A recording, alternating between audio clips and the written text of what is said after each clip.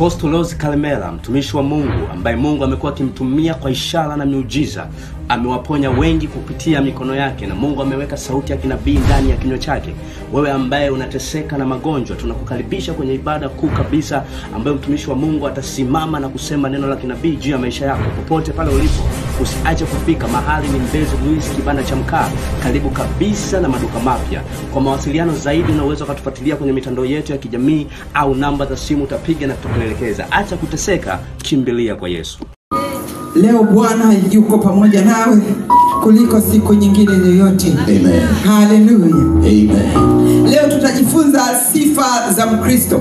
Na leo nitakuwa mwalimu. Amen. Sifa za Mkristo. Amen. Efeso 4:1-6.